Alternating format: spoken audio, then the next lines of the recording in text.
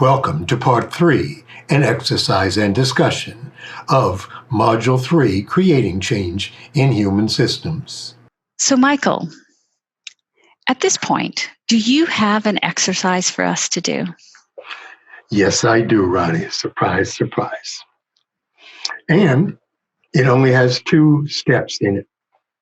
That's good because I get confused with multiple steps, as you know. Yes, but those steps are very, very important. Okay, step 1.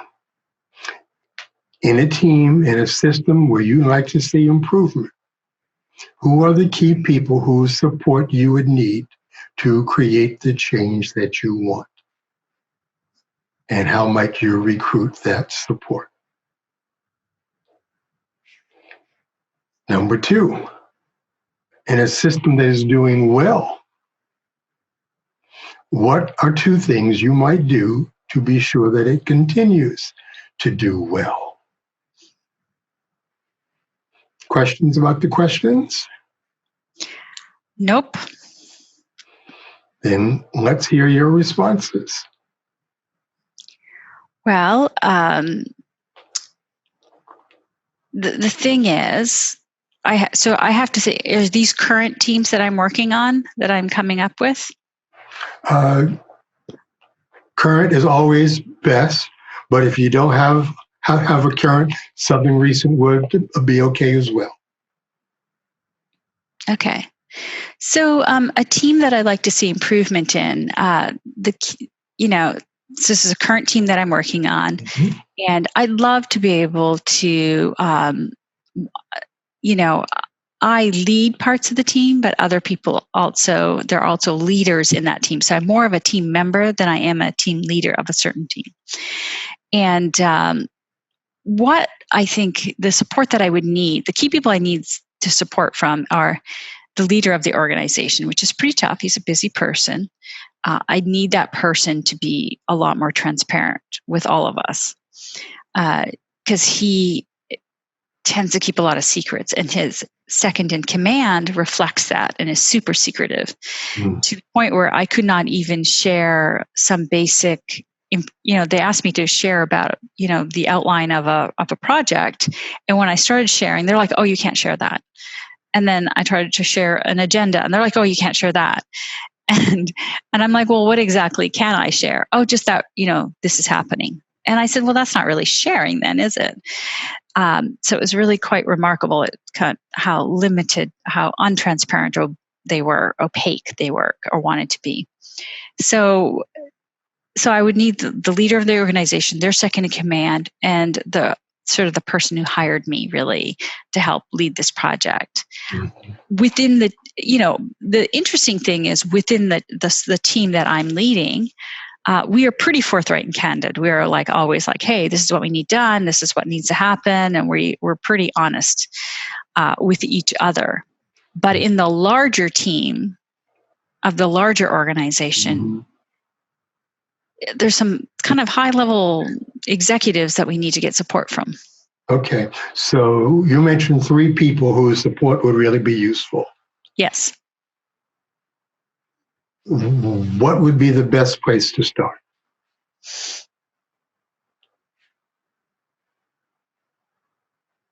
That's a great question because I have had a conversation with the third person I mentioned who's kind of the lowest on the totem pole.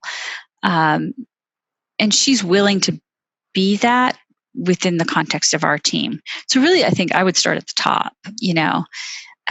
This person talks a game about being open and candid, but doesn't actually behave that way. So that's where I would start. So can you schedule a meeting with him or her?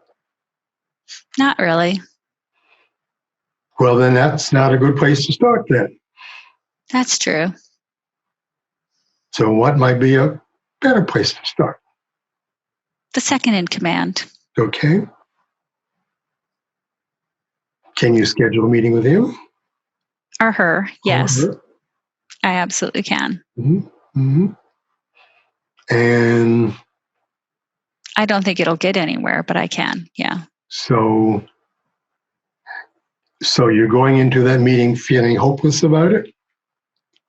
No, not hopeless, but more that I don't actually think any change will be made. Suppose you talk with the second person about asking the CEO to open up. Yeah, I could do that. Okay. Because probably your second level person is following the lead of the first, but he could be your door to the first one. Mm-hmm. So you might go in and say, Jane, it would be great if the CEO were more open. We could get a whole lot more done that way. Yeah. I would love it if the two of us could schedule a meeting with him to talk to him about that. That makes sense? It does. Mm-hmm. That's possible. I could see that. I could see that conversation happening. So in essence, you needed support to talk to the person who would make the biggest difference. Yes. So often we need support to get the support. Yes. And it just shows the importance of building supports system. Well, I think the biggest challenge in this context is I don't think that top level person even sees that there is a problem. Which makes it even more important that you have a conversation with him. Okay. Because it could be that he'll be very open to being more open because he's not seen it as a problem. Right. Yeah. Okay. It again could be that syndrome of people in the organization not wanting to speak truth to power. They just follow along. Right. They do what the leader does, and that's the end of it. And that's the mess. And often that's the last thing that the leader actually wants. So, such a great example. And that what's funny is that person the leader actually talks a lot about speaking truth to power. So actually using that phrase. So I find that fascinating. Yeah.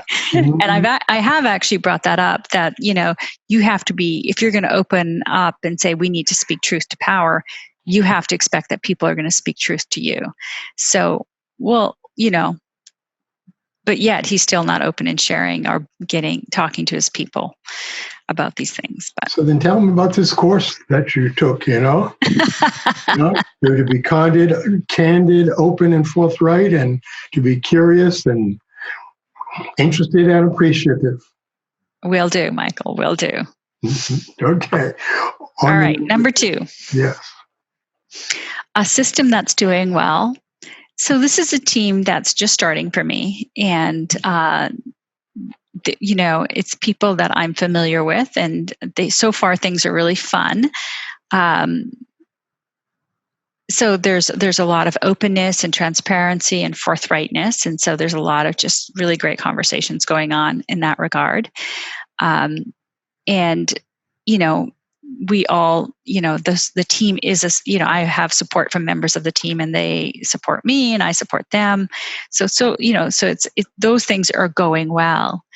I think what would be interesting is, and I think this would be really hard to implement because there's always this time pressure, is if at one point we do a check-in and a check-out, on one of our larger team meetings. So I might actually, now that it just occurred to me, I can actually ask them to do that. So I think I will. Just actually, because we have a 2-day offsite, hopefully that's going to happen next week. So I can ask them to do a check-in and check-out. Super. Oh, brilliant. Oh my God. Any support you need for that? Well, I would need the support of the 2 people on the team. The 2 leaders of the team, I should say, the 2 of the session. Yeah. Or would you want to line that up before the actual team meeting? Absolutely. I would line that up in the next day or so. Piece of cake. Great. Piece of cake. And,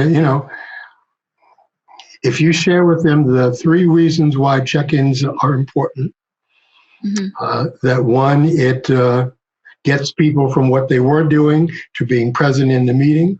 It gets their voice in the room for the first time so that it can continue. And third, it shares useful information that the group often needs.